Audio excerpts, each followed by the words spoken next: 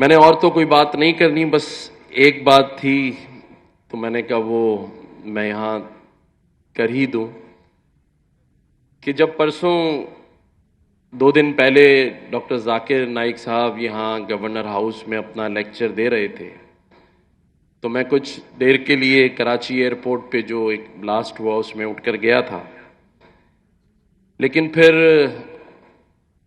ان پچھلے 2 دنوں میں سوشل میڈیا پر ہمارے یہاں پاکستان میں ایک چیز وائرل ہو گئی، اور وہ یہ تھی کہ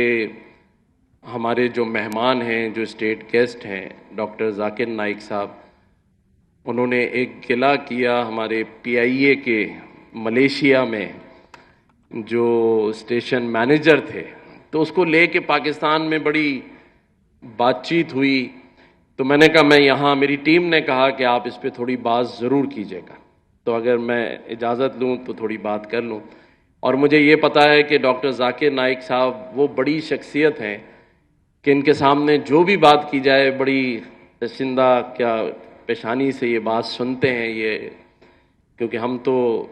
ایک چھوٹے سے طالب علم ہیں۔ تو میں صرف یہاں ڈاکٹر ذاکر نائک صاحب سے یہ کہوں گا کہ ڈاکٹر صاحب آپ کی جو شخصیت ہے وہ بہت بڑی ہے، اور جو بھی یہ چھوٹی سی بات ہوئی اس کے لیے آپ تھوڑا سا بڑا دل کر لیں اور درگزر کر دیں،